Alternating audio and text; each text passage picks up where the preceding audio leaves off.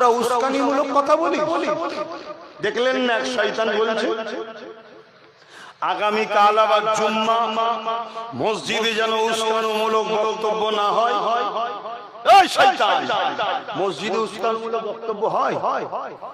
মাথা গরম করবেন না। আর জুম্মাবারে আমি ইমামদেরও বলবো, ডিএমএসপি কেও বলবো, আপনারাও সবার সাথে কথা বলে নিন যাতে কেউ কোনো উস্কানিমূলক কথা না বলে। যদি আমি মসজিদের হয়ে লড়ি, মাদ্রাসার হয়ে লড়ি, তাহলে আজকে কি আমাদের দিকে আল্লাহ ও রাসূল নাই? এই জোরে বলে। আর আপনি আমার বিরোধী করছেন কার জন্য? মসজিদ মাদ্রাসা দুশমন শয়তানের জন্য। দেখলেন না এক শয়তান বলছে আগামী কাল আবার জুম্মা, মসজিদে যেন উস্কানিমূলক বক্তব্য না হয়। এই শয়তান, মসজিদে উস্কানিমূলক বক্তব্য হয়? এই কথা বলছেন না?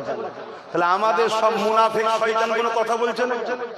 মুনাফিক মৌলী সাহেব, মুনাফিক বক্তা সাহেব, মুনাফিক হুজুর সাহেব, মুনাফিক পীরজাদা সাহেব সব চুপ কেন? যে আপনি এটা কি বলছেন? এই কথাকে এক্ষুনি উইথড্র করুন, এক্ষুনি কথাকে বলুন ভুল হয়েছে, না আপনার দলে থাকবো না। আমার খোদার ঘরে দাঁড়িয়ে এই ইমামরা তোরা উস্কানিমূলক কথা বলিস?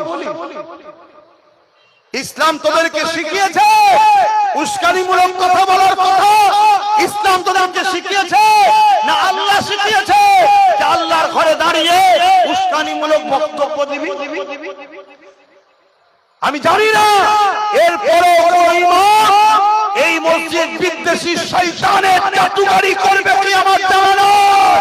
তবে যদি কেউ করে ওই শয়তানের চাটুকারি ইমামের পিছনে নামাজ হতে পারে না, কারণ এর দ্বারা স্বাধীন নয়, আর যে স্বাধীন নয় তার পিছনে নামাজও নয়। মুক্তিরা বসে আছে যদি ভুল ফতোয়া হয়। কত শুনছেন?